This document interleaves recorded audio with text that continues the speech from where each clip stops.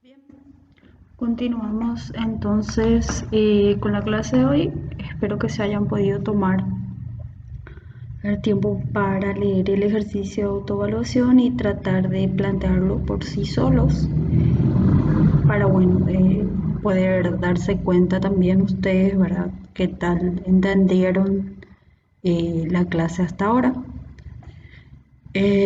Ahora vamos a realizar el ejercicio conmigo, entonces si es que quedó alguna duda o se estancaron en algún punto, entonces podamos subsanar eso, ¿sí? Bien, el ejercicio de autoevaluación tiene dos temas. El tema uno entonces dice, se alimenta una mezcla de etileno y nitrógeno a un reactor donde parte del etileno se dimeriza a buteno. Tenemos el diagrama de flujo del proceso y la reacción de dimerización. El problema pregunta cuántas especies moleculares independientes, ya sean reactivas o no, participan en el proceso y cuántas especies atómicas independientes, también reactivas o no, participan. Y nos pide comprobar nuestra última afirmación haciendo los respectivos balances del carbono, del hidrógeno y del nitrógeno. Bien, hagamos entonces esta parte 1. Primero empecemos con definir cuántas especies moleculares son independientes, ¿sí? Para ello, bueno, primero hay que decir que tenemos tres especies moleculares participantes en este proceso: el etileno, el nitrógeno y el buteno, ¿sí? De las cuales dos de ellas son reactivas, o sea, participan en la reacción, que serían el etileno y el buteno, y una de ellas es no reactiva o inerte, que sería el nitrógeno, ¿ok? Entonces, tenemos tres especies moleculares participantes y ahora vamos a definir cuántas de esas especies son independientes. Bien, por lo pronto podemos decir ya desde un primer momento que el buteno es una especie molecular independiente. ¿Por qué? Porque fíjense que aparece únicamente en la corriente de salida y no en la de entrada. Por tanto, no aparece en una relación constante con respecto a los otros dos componentes, dado que justamente no aparece luego en la primera corriente, ¿sí? Entonces, el buteno es una especie molecular independiente por lo pronto, ¿ok? Ahora definamos qué pasa con el etileno y con el nitrógeno, ¿sí? Habíamos dicho en la primera parte de la clase que si dos especies moleculares aparecen en la misma proporción en cuanto a cantidades se refiere, en las corrientes del proceso, eh, esas dos moléculas, esos dos componentes, ¿verdad? No son especies moleculares independientes y por tanto sus balances moleculares no serán independientes entre sí. Bien, entonces veamos cómo se comportan el etileno y el nitrógeno en este caso. Fíjense que al reactor están ingresando 100 por 0,6 moles de etileno, o sea, 60 moles por segundo de etileno y 40 moles por segundo de nitrógeno, ¿verdad? Si hallamos la proporción entonces entre las cantidades de ambos componentes, podemos decir que por cada 60 moles de etileno ingresan 40 moles de nitrógeno, ¿ok? Ahora tenemos que ver si en la corriente de salida la relación entre los moles es o no la misma que en la corriente de entrada. Como se darán cuenta, los moles de ambos componentes de hecho son incógnitas, pero podemos, analizando un poco lo que ocurre en el proceso, podemos definir si esas cantidades serán o no de un valor determinado, de modo que la relación entre las mismas llegue o no a ser igual a la relación en la corriente de entrada. Fíjense que el nitrógeno es un inerte, por tanto, N3, que es el flujo molar del nitrógeno a la salida del proceso, tiene que necesariamente ser igual a la cantidad de nitrógeno que ingresó al proceso, dado que no se consume. O sea, N3 sería un 40 moles por segundo de nitrógeno, ¿sí? Pero eso no ocurre con el etileno, porque el etileno es un reactivo en la reacción, por tanto se consume y disminuye sus moles iniciales, o sea, N1 ya no va a ser igual a los 60 moles por segundo que entraban de etileno, dado que se consume el etileno en la reacción, ¿sí? N1 necesariamente va a ser menor a 60. Entonces,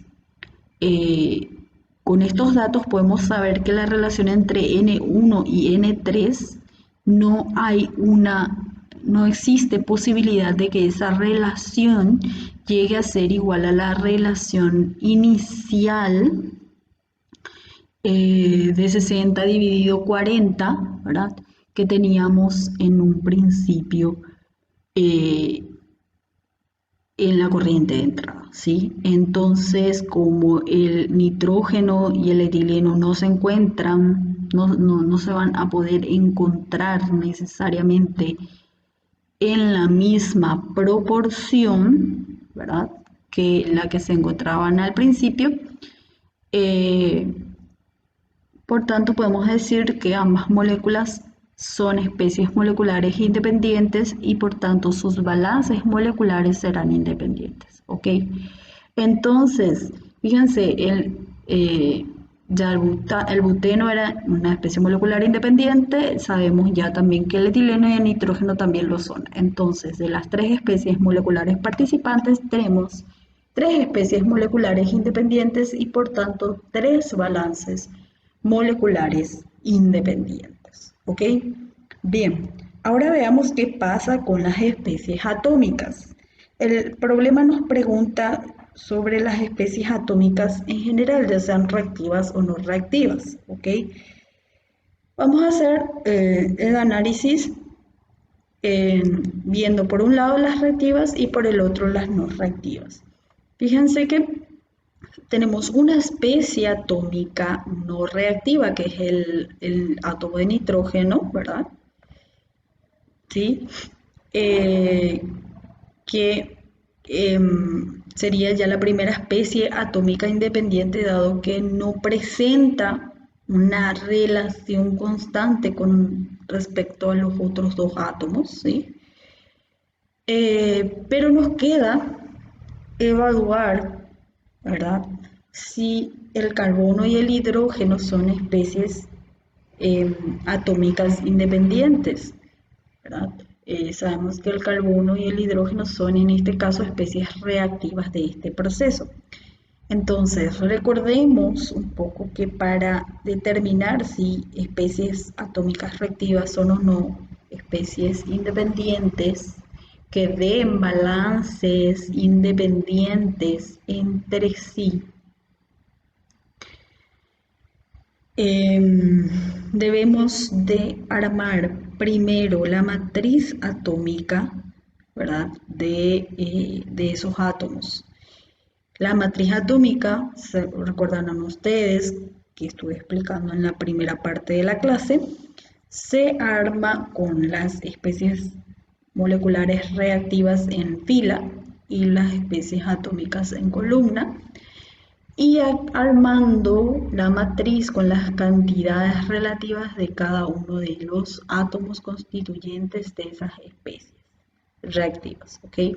Entonces, como ven, el etileno tiene 2 átomos de carbono, 4 átomos de hidrógeno, el buteno tiene 4 átomos de carbono, 8 átomos de hidrógeno, ¿ok? Recuerden que para armar esta matriz no se miran los coeficientes estequiométricos de la reacción, simplemente la fórmula del compuesto. Bien, habíamos dicho que el rango de la matriz atómica se puede determinar ya sea manualmente, por cualquiera de los métodos que ustedes conocen, o utilizar MATLAB o Scilab para agilizar el cálculo. Bien, calculando el rango entonces de esta matriz tenemos un valor de 1. ¿Qué significa este valor numérico? Que de estas dos especies atómicas solamente una especie atómica reactiva independiente. De los dos posibles balances atómicos que podemos escribir aquí, solo uno es un balance atómico independiente. ¿Ok? Entonces, de las especies reactivas, solamente una es independiente, ya sea el carbono o el hidrógeno, cualquiera de las dos. Fíjense entonces que tenemos un balance atómico de una especie no reactiva y un balance atómico de cualquiera de las dos especies reactivas, ¿sí? Por tanto, dos balances atómicos son independientes en este proceso, ¿ok? Bien, el problema nos pedía también corroborar esto, ¿verdad? Confirmar esto que estamos afirmando, escribiendo los respectivos balances atómicos para las especies participantes del proceso, ¿sí? Entonces, vamos a escribir justamente esos balances atómicos ahora, ¿ok?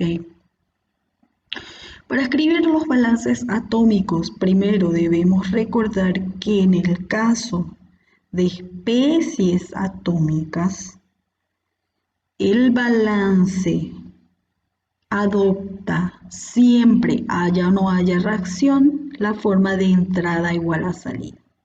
Porque recuerdan que dije en la primera parte de la clase que los átomos no se crean ni se destruyen en las reacciones químicas. ¿Ok? Entonces, cuando hacemos en este caso específico, por ejemplo, los balances para el carbono o para el hidrógeno o para el nitrógeno, para el carbono o para el hidrógeno, tenemos que tomar en cuenta que tenemos que igualar los moles de entrada de cada uno de los átomos a los moles de salida de ese átomo, ¿ok? Bien, entonces fíjense, hagamos por ejemplo para el carbono, ¿cuántos moles de átomos de carbono ingresan al proceso? Sabemos que el átomo de carbono, los átomos de carbono ingresan con el etileno. ¿Cuántos moles de etileno ingresan al proceso? 100 por la fracción molar del etileno en la corriente de entrada, ¿sí? Esta sería la cantidad de etileno que está ingresando al reactor.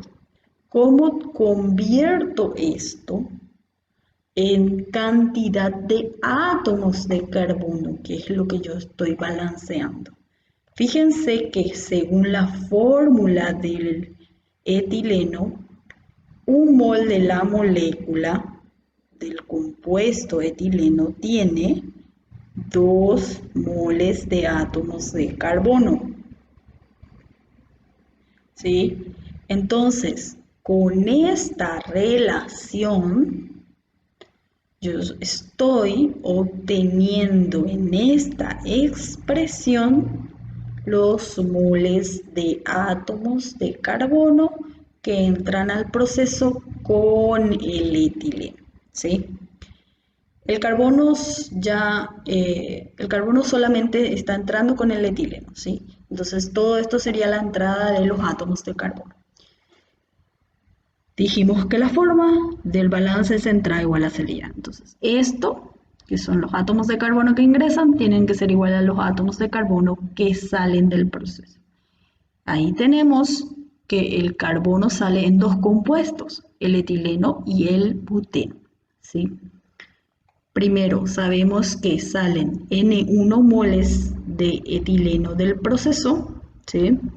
esto tengo que pasar a átomos de carbono para tener los átomos de carbono que salen del proceso con el etileno y lo convierto mediante la relación brindada por la molécula, ¿verdad? Sabemos que un mol de la molécula de etileno tiene 2 moles de átomos de carbono. Con esta expresión, entonces estoy diciendo cuántos átomos de carbono salen con el etileno. Pero sabemos que el etileno también sale con el buteno, por eso hay que sumarle los átomos de carbono que salen con el buteno. ¿Cuántos átomos salen con el buteno? Bien, sabemos que del proceso salen N2 moles de buteno, con la relación brindada por la fórmula molecular del compuesto, entonces podemos convertir estos N2 moles de buteno a moles de carbono, de átomos de carbono. ¿Cómo? Porque sabemos que un mol del etileno, del buteno, tiene 4 moles de átomos de carbono. Y ahí hay un punto importante. Recuerden siempre, no es una molécula 4 átomos.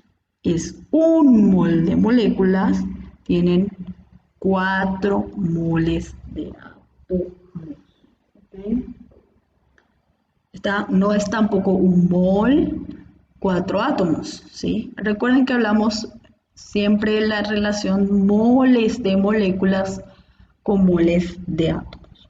Bien, ahí tenemos entonces todo el total de átomos de carbono que sale del proceso.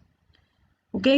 Si ustedes reemplazan los valores conocidos en este balance y simplifican lo más que puedan las operaciones, fíjense que la ecuación de este balance se puede reducir a esta expresión. Perfecto.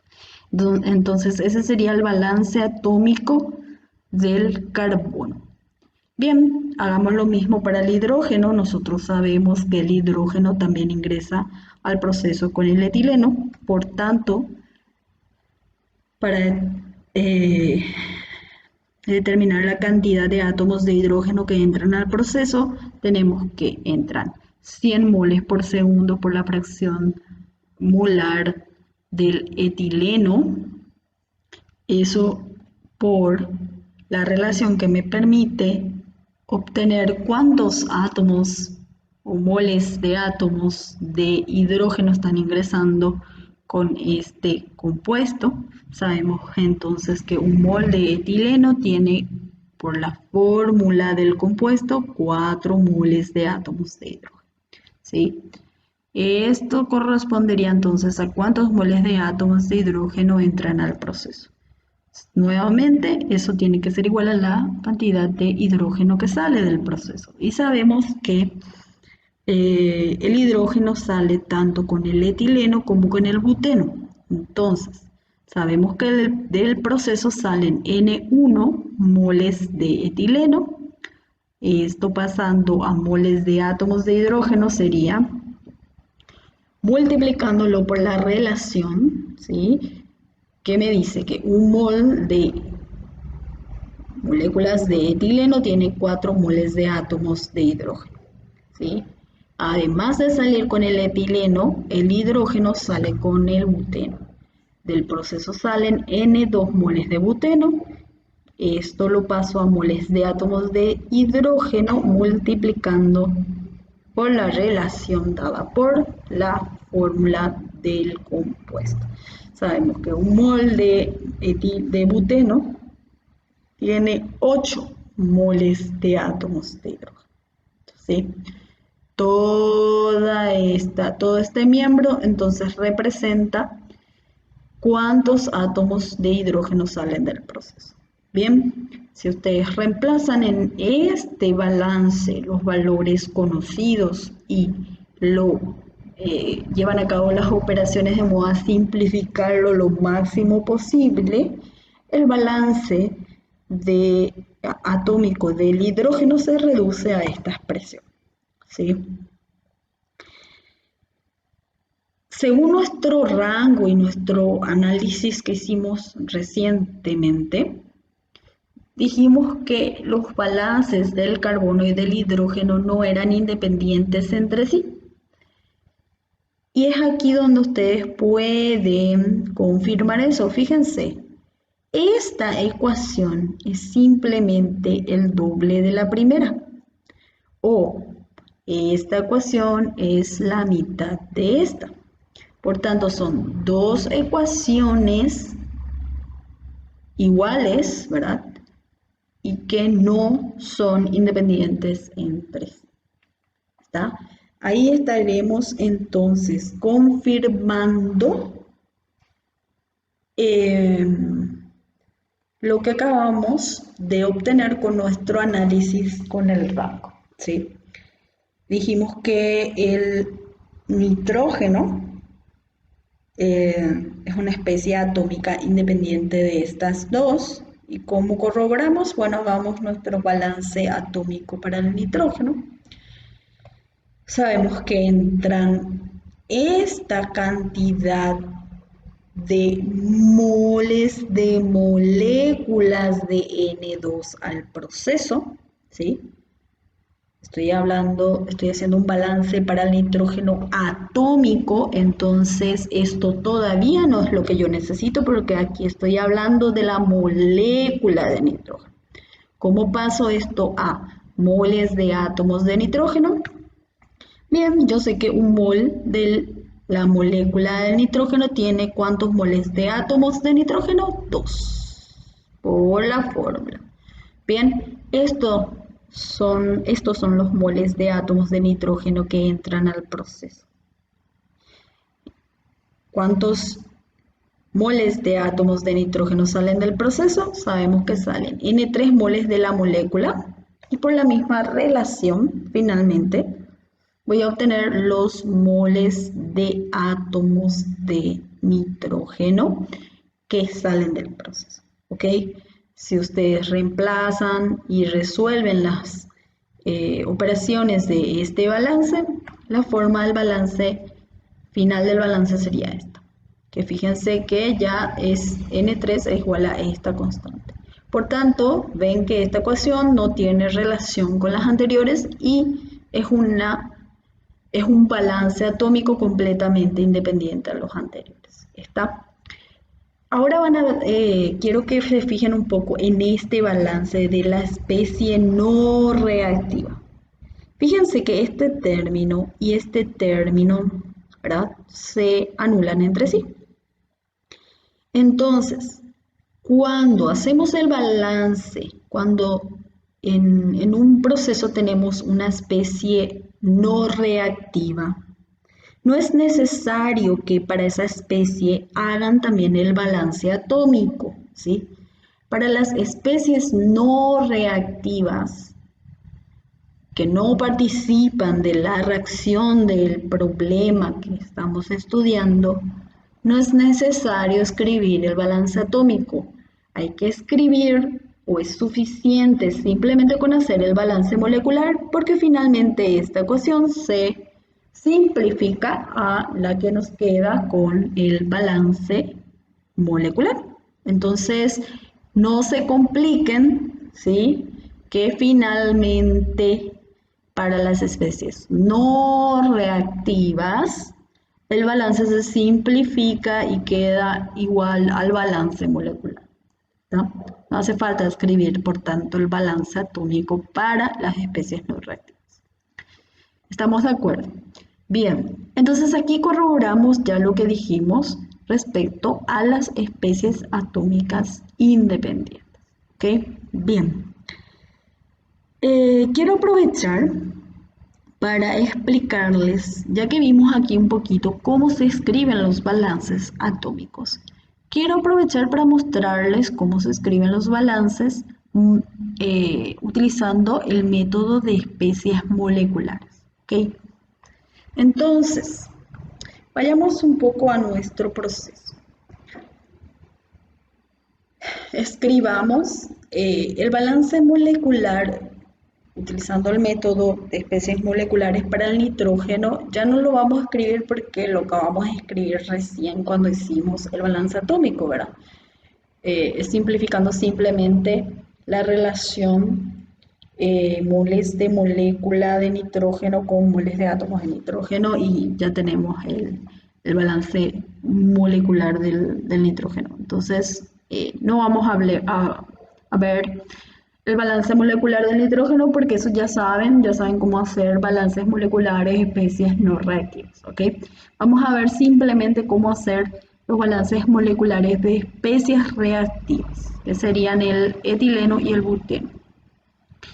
Bien, fíjense, hagamos para el etileno, pero antes rememoremos un poco a lo que vimos hace unos meses atrás. Nosotros dijimos que el balance de cualquier cantidad que se conserve tiene la forma general de entrada más generación menos salida menos consumo igual a acumulación. ¿Sí? Vimos que esta ecuación se puede simplificar a formas más simples, ¿verdad? Haciendo ciertas consideraciones de sus características. Por ejemplo, este término se anula cuando estamos hablando de un proceso en estado estacionario, no hay acumulación, entonces este término de aquí se va, ¿sí? Y vimos también que para procesos no reactivos los términos de generación y de consumo también se anulan, ¿sí? Cuando hablamos de balances atómicos, ya sea que el proceso sea o no reactivo, también estos términos se anulan, los de generación y consumo, ¿sí? Bueno, hoy nos toca ver cómo queda esta ecuación para especies moleculares cuando tenemos reacción pero en estado estacionario, ¿sí? Como seguimos hablando de estado estacionario, entonces este término necesariamente se va, ¿está bien? En la acumulación. Entonces, veamos un poquito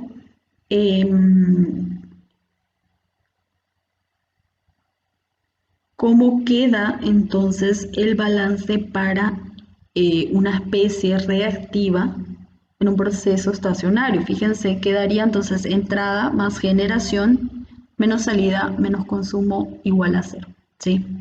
Bien, entonces empecemos con el balance del etileno, ¿sí? El etileno entra al proceso 100 por 0,6 moles por segundo de etileno, ¿sí? Que serían entonces los moles totales por la fracción molar del compuesto en la corriente de entrada.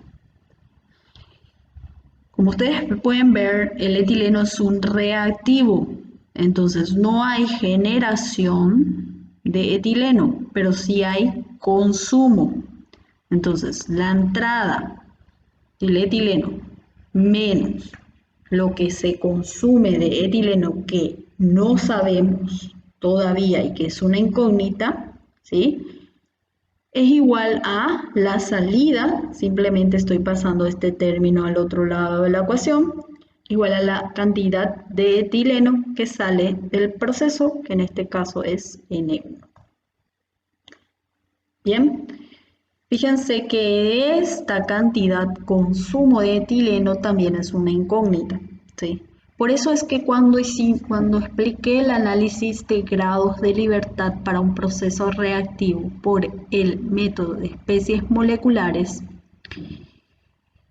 les decía que hay que sumar una incógnita por reacción que se tenga, por reacción independiente que se tenga en el proceso, ¿sí? Y ahora ven por qué hay que sumarlo, porque por cada reacción tengo un término, ya sea de generación o de consumo, que tengo que determinar, ¿sí? Es cierto, ese término se tiene que determinar por cada componente, ¿verdad? Pero con que yo obtenga el consumo o la generación de alguno de los componentes de la reacción, por medio de la estequiometría de la reacción, yo ya puedo hallar el término de los otros componentes. Entonces, es por eso que una sola vez se suma la incógnita, porque las generaciones o consumos de los otros componentes de la reacción se pueden determinar fácilmente por medio de la estequiometría a partir del que ya se determinó. Bien, eso van a ver ahora cuando veamos el balance del buteno. Hagamos el balance del buteno. Buteno no entra al proceso, pero sí se genera, ¿sí? La generación del buteno también es una incógnita, ¿sí? No hay consumo de buteno, pero sí hay salida, que pasa al segundo término, al segundo miembro de la igualdad. Y cuando sale de buteno, sabemos que sale N2 moles por segundo de buteno de este proceso, ¿sí? Entonces, este sería el balance molecular para el buteno, ¿ok? Yo les decía que el término de generación o de consumo de las demás especies que participan de la reacción se pueden determinar a partir del primero que calculen, utilizando la estequiometría de la reacción. O sea, esta generación yo puedo determinar usando este consumo, porque la estequiometría de la reacción me dice que por cada 2 moles de etileno que se consuma, se tiene que formar 1 mol de buteno. Entonces, yo puedo decir que la generación del buteno es la mitad de los moles de etileno que se consumen. O decir de otra manera, lo que se consume de etileno tiene que ser 2 veces lo que se genere de buteno, porque se consumen 2 moles de etileno por cada 1 mol de buteno que se genera. Bien, entonces yo puedo expresar esta generación en función a directamente el consumo del buteno, de modo que exprese esta ecuación en base a esta incógnita nada más. Entonces, reemplazando esto aquí, obtengo esto. Expreso el balance del buteno en función al consumo del etileno. Entonces ahí reduzco esta incógnita que todavía tenía. Bien, entonces estos dos son los balances moleculares finalmente del etileno y del buteno, las dos especies reactivas que tengo en este proceso. Fíjense cuánto hay que hacer, cuánto análisis y cuántas ecuaciones y cuántas vueltas hay que dar si utilizo el método de los balances moleculares o el método de especies moleculares, ¿sí? Este análisis es bastante complejo, bastante largo y muy poco práctico, ¿sí? Es por eso que el método de especies moleculares se usa muy poco, ¿sí? De hecho, nosotros en la cátedra prácticamente no lo usamos, ¿verdad? Prácticamente analizamos los problemas de procesos reactivos utilizando los otros 2 métodos, o el atómico o el de grado de avance de reacción. Normalmente no utilizamos el de especies moleculares, dado que es muy poco práctico porque implica mucho más cálculo, ¿verdad?, que los otros 2, ¿sí? Por eso se van a dar cuenta que cuando veamos más adelante más problemas, este método no lo utilizamos, ¿sí? Si en un examen ustedes eligen porque les gusta, entienden bien y les es práctico utilizar este método, no hay problema, pueden usarlo, ¿sí? Pero nosotros de por sí no les vamos a exigir utilizar este método por lo poco práctico del método, ¿está? Sí le podemos pedir en un examen que resuelvan el problema utilizando sí o sí o el método atómico o el método de grado de avance, ¿sí? Pero sería muy raro que le pidamos que lo resuelvan necesariamente por el método de especies moleculares, ¿ok? Ahora, si está abierto a la elección de ustedes y no les el enunciado no dice resolver necesariamente por tal método, ustedes pueden elegir el método que quieran y si les gusta el método de especies moleculares, pues adelante, ¿ok? Bien, hasta aquí llegamos con el tema 1 de la autoevaluación, ¿ok? Ahora vamos a entonces pasar al tema 2 del ejercicio de autoevaluación. El tema 2 decía escribir las ecuaciones estequiométricas para la combustión del metano con oxígeno para formar dióxido de carbono y agua y monóxido de carbono y agua, y para la combustión del etano con oxígeno para formar los mismos productos. Y nos pide comprobar luego que solo 3 de esas 4 reacciones son independientes entre sí. Perfecto. Entonces,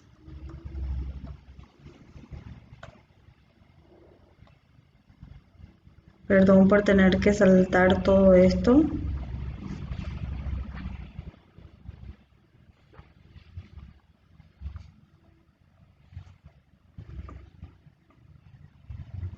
Bien, entonces, estas serían las reacciones químicas que nos pide escribir, ¿verdad? Corresponden a las combustiones del metano y del etano, ya sea completa o incompleta, ¿sí?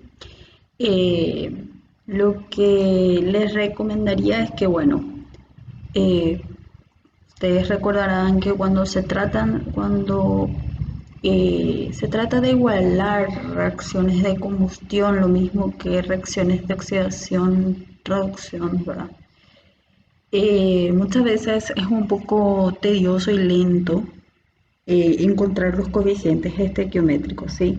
Entonces les recomendaría que revisen un poco sus materiales de química general y lo que dieron en los primeros semestres respecto a esto, para rememorar un poco cuáles eran los métodos que ayudaban a agilizar un poco eh, al momento de igualar reacciones químicas un poco más complejas, ¿sí? Para que no pierdan tanto tiempo eh, haciendo eso, ¿verdad? En vez de empezar ya directamente a plantear el problema. Porque bueno, no siempre vamos a estar dándoles la reacción química, ¿sí? Dado que al ser químicos, de hecho somos completamente capaces de poder armar solos la reacción, ¿verdad? No solemos, puede llegar a darse el caso que simplemente les demos los reactivos y los productos que se forman y bueno, ustedes tengan que igualar la reacción, etcétera, ¿verdad?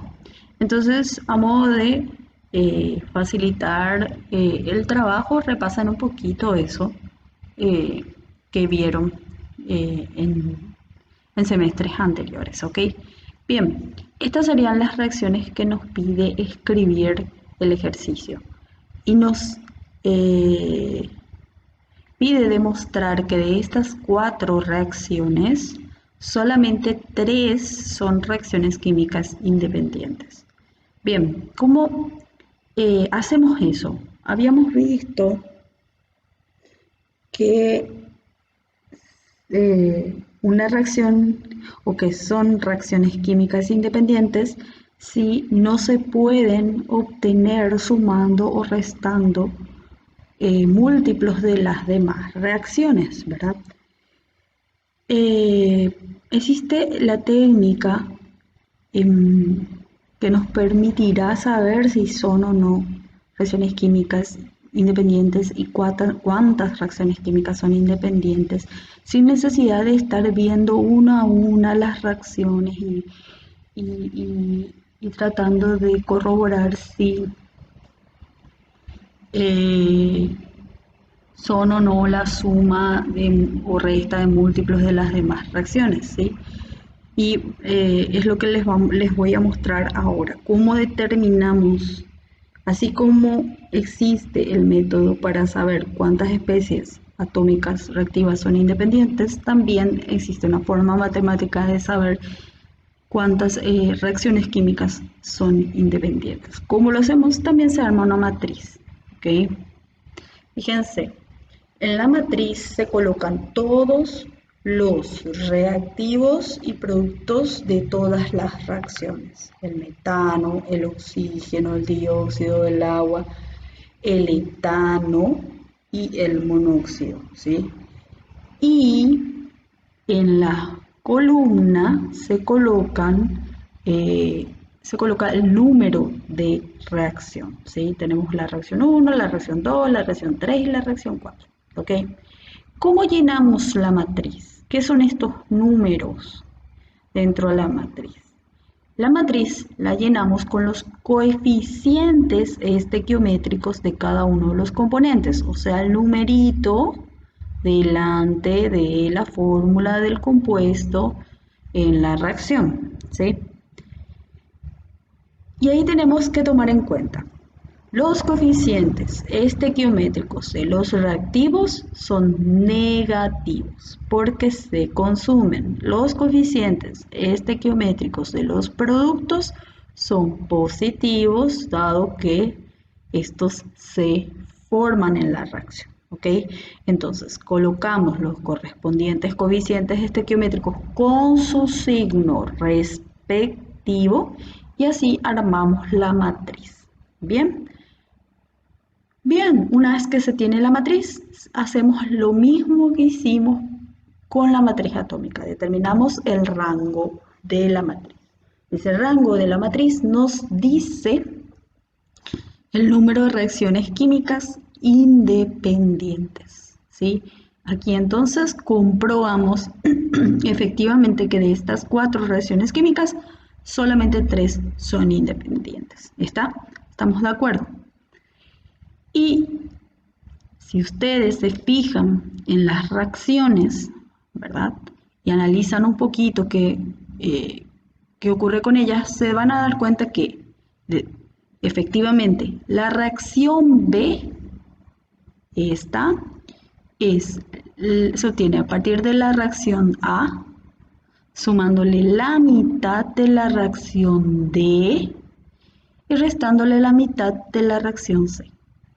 Quiero que prueben la operación, ¿sí? Y corroboren esto para justamente comprobar que es cierto que B se obtiene de estas operaciones matemáticas con las otras reacciones. O lo mismo, también podemos decir que A se obtiene a partir de las reacciones B, C y D mediante esta operación matemática, ¿ok? Les doy como tarea que corroboren un poquito esto, ¿verdad? Y que confirmen que efectivamente B y A se pueden obtener de esa forma. ¿Está? Bien, hasta ahí teníamos, entonces hasta ahí va el tema 2, ¿ok? Así concluimos entonces este ejercicio de autoevaluación.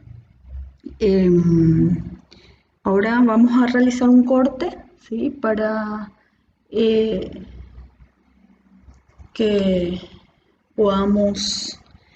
puedan descansar un momento y bueno, luego retomamos en la parte 3 de la clase, ¿sí? Vamos a continuar con los procesos reactivos.